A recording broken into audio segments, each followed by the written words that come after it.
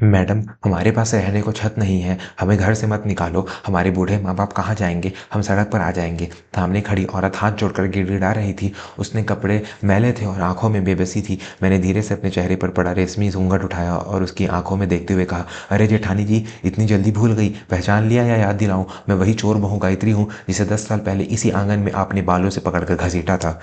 सामने खड़ी शालिनी भाभी के चेहरे का रंग उड़ गया। उनके पीछे खड़े मेरे पति रवि और सास विमला देवी ऐसे बुत बन गए मानो उन्हें सांप सूंघ गया हो। यह वही शांति कुंज हवेली थी जिसकी चार दीवारी में कभी मेरी चीखें गुंजी थी। आज इस हवेली की नीलामी थी और इसे खरीदने वाली कोई और नहीं बल्कि मैं गायत्री देवी थी। नमस्कार दोस्तों, मेरा नाम गायत्री है। आज दुनिया मुझे गायत्री टेक्सटाइल्स की मालकिन के रूप में जानती है।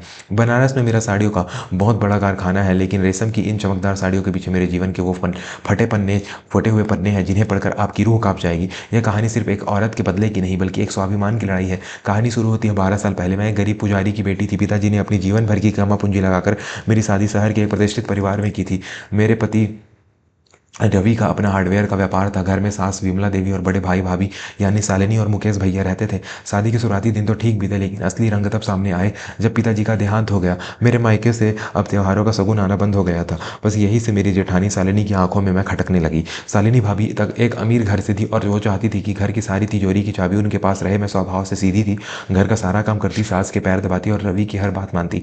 लेकिन रवि रवि उन मर्दों में से थे जिनके लिए पत्नी का मान सम्मान कोई मायने नहीं रखता। वो अपनी भाभी और माँ के लाडले थे। अगर भाभी ने कह दिया कि सब्जी में नमक ज़्यादा है तो रवि बिना चखे थाली मेरे मुंह पर मार देते थे। अरे वो महारानी मुफ्त की रोटियां तोड़ने आई है क्या? मायके से तो फूटी कौड़ी नहीं आती। और नजरें देखो, नखरे देखो इसके। शालिनी भाभी अक्सर ताने मारती। फिर वो मनहूस दिन आया जिसने मेरी जिंदगी बदल दी। घर में सत्यनारायण की कथा थी। सास ने अपनी खानदानी सोने के कंगन उतारकर मंदिर के पास रखे थे। पूजा के बाद जब कंगन देखे गए तो वो गायब थे। पूरे घर में हड़कंप मच गया। शालिनी भाभी ने तुरंत मेरी तरफ उंगली उठाई। माँ जी, मैंने अभी गायत्री को आपकी अलमारी के पास देखा था। और कौन ले जाएगा? इसी के बाप ने तो कुछ छोड़ा नहीं इसके लिए। सोचा होगा कंगन बेचकर अपना भविष्य बना लूं। मैं रोती रही, नहीं भाभी, मैंने कंगन नहीं देखे, मैं तो रसोई में प्रसाद बना रही थी। लेकिन किसी ने मेरी नहीं सुनी। मेरी सास ने मेरे हाथ पकड़ा और सबके सामने मेरा बैग झटक दिया। बैग में से वो कंगन नीचे गिरे। मैं सन्न रह गई। मुझे समझ नहीं आया कि वो कंगन मेरे बैग में कैसे आया। यह निश्चित रूप से शालिनी भाभी ने की चाल थी। रवि वहां खड़े थे। मुझे लगा मेरे पति मेरा विश्वास करेंगे। मैंने उनकी तरफ उम्मीद से देखा। रवि, आप तो मुझे जानते हैं ना, मैं ऐसा कभी नहीं कर सकती। लेकिन रवि ने आप देखा ना था एक जोरदार तमाचा मेरे गाल पर रसीद कर दिया। चोर कहीं की, तूने मेरी माँ के गहने चुराए, तू इस घर के लायक ही नहीं है। मेरी नाक कटवा दी तूने पूरे समाज में। उस वक्त मैं 2 महीने की गर्भवती थी। मैंने रवि के पैर पकड़े। रवि, मेरे पेट में आपका बच्चा है, मुझे मत निकालिए, मैं कहाँ जाऊंगी?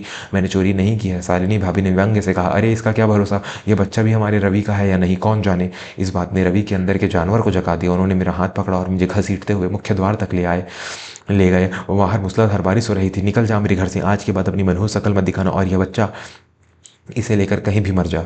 उन्होंने लोहे का भारी दरवाजा मेरे मुंह पर बंद कर दिया। मैं कीचड़ में गिर गई। उस रात आकाश भी रो रहा था और मैं भी। मेरे पास न पैसा था, न छत और न ही कोई सहारा। मैं पूरी रात एक मंदिर की सीढ़ियों पर भीगती रही। ठंड से मेरा शरीर कांप रहा था, लेकिन दिल की आग मुझे सोने नहीं दे रही थी। उस रात मैंने कसम खाई थी कि जिस घर से मुझे चोर और भिखारन कहकर निकाला गया है, एक दिन मैं उसी घर को खरीद कर दिखाऊंगी। दोस्तों, एक औरत जब टूटती है तो बिखरती नहीं है बल्कि और मजबूत हो जाती है। मेरी संघर्ष की कहानी अभी शुरू हुई है। आगे क्या हुआ यह जानने से पहले अगर आप चैनल पर नए हैं तो अभी सब्सक्राइब कर लें, क्योंकि आगे का मोड़ आपको हैरान कर देगा। मैंने अपनी बची खुची कुछ चूड़ियाँ बेचकर एक छोटी सी सिलाई मशीन खरीदी। मैं बनारस चली गई। वहाँ एक विधवा आश्रम में शरण ली और दिन रात कपड़े सिलने लगी। मेरा बेटा हुआ सूरज। सूरज ही अब मेरे जीने की वजह था। मैं दिन के कारखाने में मजदूरी करती और रात में अपनी डिजाइन बनाती। बनारसी साड़ियों की समझ मुझे बचपन से थी। मैंने पुराने ढर्रे को छोड़कर नए जमाने के हिसाब से साड़ियाँ डिजाइन करना शुरू किया। मेरी डिजाइन को बाजार में पसंद किया जाने लगा। धीरे धीरे एक छोटी दुकान से मैंने अपनी बुटीक शुरू करी। मेरे ईमानदारी और मेरी मेहनत रंग लाई। बड़े बड़े व्यापारी मुझे ऑर्डर देने लगे। 10 साल, पूरे 10 साल मैंने न दिन देखा न रात। मैंने अपने बेटे को अच्छे स्कूल में डाला और खुद को गायत्री देवी बनाया। उधर मुझे अपने पुराने ससुराल की खबरें मिलती रहती। जैसा कि कहते हैं, पाप का घड़ा भरता जरूर है। लेकिन मेरे जाने के बाद शालिनी भाभी का असली रूप सामने आ गया। उन्होंने सास को नौकरानी बना दिया था। रवि को जुए की लत लग गई थी। मुकेश भैया का व्यापार ठप हो गया था। कर्ज चुकाने के लिए उन्होंने धीरे धीरे सब कुछ बेच दिया और अंत में नौबत यहाँ तक आ गई कि उनकी पुश्तैनी हवेली शांति को जो बैंक द्वारा नीलाम की जा रही थी। यह खबर जब मेरे मैनेजर ने मुझे दी तो मेरी आंखों के सामने वो बारिश वाली रात घूम गई। मैंने अपने मैनेजर से कहा, वह हवेली मुझे चाहिए, चाहे जो भी कीमत हो, लेकिन मेरा नाम किसी को पता नहीं चलना चाहिए। नीलामी का दिन आया। मैं अपनी लग्जरी कार में बैठकर वहां पहुंची, लेकिन कार से बाहर नहीं निकली। मेरा मैनेजर बोली लगा रहा था। रवि और मुकेश भैया कोने में खड़े होकर रो रहे थे। वो अपनी आखिरी छत भी खो रहे थे। 5 करोड़ में वह हवेली मेरी हो गई। जब बैंक के अधिकारियों ने कागजी कार्रवाई पूरी की तब मैं कार से बाहर निकली। मैंने एक महंगी बनारसी साड़ी पहनी थी, आंखों पर चश्मा और हाथों में वही कंगन थे जो मैंने अपनी कमाई से खरीदे थे। मैं जैसे ही गेट के अंदर दाखिल हुई, रवि और शालिनी दौड़ते हुए मेरे पास आए। उन्होंने मुझे पहचाना नहीं। मैडम, आप इस घर की नई मालकिन है ना? हम पर रहम कीजिए, हमें कुछ दिन की मोहलत दे दीजिए। हम कहाँ जाएंगे? शालिनी भाभी गिड़गिड़ा रही थी। मैंने चश्मा उतारा और वो ऐतिहासिक वाक्य कहा जो आपने शुरुआत में सुना, अरे जेठानी जी, पहचान लिया, मैं वही चोर बहू हूँ। यह सुनते ही वहां सन्नाटा छा गया। सास विमला देवी, जो अब लाठी के सहारे खड़ी थी, मेरी आवाज़ सुनकर कांपने लगी। रवि की आंखें फटी की फटी रह गई। गायत्री, तुम? रवि के मुंह से बस इतना ही निकला। मैंने हंसते हुए कहा, हाँ मैं वही गायत्री जिसका चरित्र तुमने अपनी भाभी के कहने पर गंदा बताया था, वही गायत्री जिसे तुमने गर्भवती हालत में कीचड़ में फेंका था। देखो आज वक्त का पहिया कैसे घुमा है। आज मैं इस घर की मालकिन हूँ और तुम मेरे घर में खड़े हो। रवि मेरी तरफ बढ़ा। गायत्री, मुझे माफ कर दो, मुझसे बहुत बड़ी गलती हो गई, मैं बहकावे में आ गया था। देखो हमारा बेटा भी कितना बड़ा हो गया, चलो अब हम सब मिलकर रहेंगे, आखिर मैं तुम्हारा पति हूँ। मैंने हाथ के इशारे से उसे वहीं रोक दिया। रुक जाओ पति। किस हक से पति बन रहे हो? मेरा पति तो उसी रात मर गया था जब उसने अपनी पत्नी और अजन्मे बच्चे की जान की परवाह नहीं की। आज मैं यहाँ पत्नी बनकर नहीं, मकान मालकिन बनकर आई हूँ।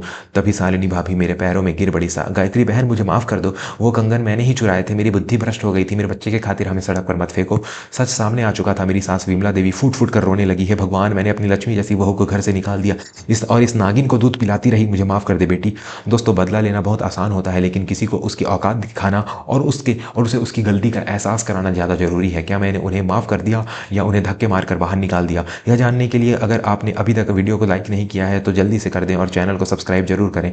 मेरा मन किया कि मैं भी वही करूं जो उन्होंने मेरे साथ किया था, उन्हें धक्के मारकर निकाल दूं। लेकिन फिर मैंने अपने बेटे सूरज की तरफ देखा। मैं उसे यह नहीं सिखाना चाहती थी कि क्रूरता का जवाब क्रूरता है, और वैसे भी उन्हें सड़क पर फेंक देने से उनका पाप कम हो जाता। मैं चाहती थी कि वो हर दिन अपनी गलती के बोझ तले दबकर जिए। मैंने एक गहरी सांस ली और कहा, मैं तुम लोगों जैसी नहीं हूँ, मैं तुम्हें सड़क पर नहीं फेंकूंगी। उनके चेहरे पर राहत की सांस आई, लेकिन मैंने अपनी बात जारी रखी। इस हवेली के अंदर रहने की मेरी एक शर्त है। आज से यह हवेली मेरी है। तुम लोग मुख्य कमरों में नहीं रहोगे, पीछे जो नौकरों के क्वार्टर हैं तुम सब वहाँ रहोगे। और हाँ, इस घर में मुक्त की रोटियां नहीं टूटेंगी। शालिनी, तुम मेरे कारखाने के लिए खाना बनाओगी। रवि और मुकेश, तुम दोनों मेरे गोदाम में माल गुजारी का काम देखोगे। हर महीने तुम्हें तनख्वाह मिलेगी और उसी से तुम मुझे इस क्वार्टर का किराया दोगे। क्या हम नौकर बनकर रहेंगे? रवि चिल्लाया। मैं इस घर का मालिक था, थे, अब नहीं हो। मैंने कड़े शब्दों में कहा, मालिक बनना है तो अपनी मेहनत से अपना घर बनाओ। जब तक मेरे टुकड़ों पर पलोगे तब तक मेरे नियम मानोगे। मंजूर है तो रहो, वरना वो रहा दरवाजा खुला है।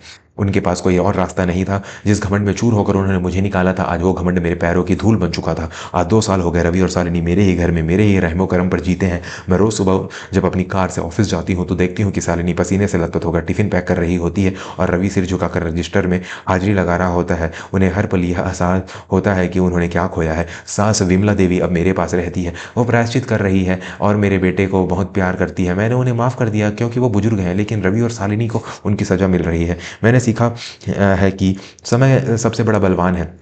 कभी किसी को कमजोर मत समझो, क्योंकि वक्त कब राजा को रंक और रंक को राजा बना दे कोई नहीं जानता। मैंने अपनी बेइज्जती को अपनी ताकत बनाया। अगर उस रात उन्होंने मुझे निकाला ना होता तो शायद मैं आज भी घूंघट में दबी एक साधारण बहू होती। उनके धक्के ने मुझे गिरने नहीं दिया बल्कि उड़ने के लिए पंख दे दिए। दोस्तों, आपको क्या लगता है, क्या मैंने उन्हें अपने घर में रखकर सही किया या मुझे उन्हें पुलिस के हवाले कर देना चाहिए था? अपनी राय नीचे कमेंट में जरूर लिखें। यह कहानी हमें सिखाती है कि इंसान का अहंकार ही उसका सबसे बड़ा शत्रु है। और औरत को कभी अबला समझने की भूल मत करना, क्योंकि जब वो दुर्गा बनती है तो अच्छे अच्छों का संहार कर देती है। अगर आपको गायत्री की यह कहानी दिल को छू गई हो तो इसे अपने दोस्तों और परिवार के साथ शेयर जरूर करें। ऐसी ही प्रेरणादायक कहानियों के लिए हमारे चैनल को अभी सब्सक्राइब करें और घंटी वाला बटन दबाना ना भूलें। मिलते हैं अगली कहानी में, तब तक के लिए अपना ख्याल रखें और अपने परिवार का सम्मान करें। धन्यवाद।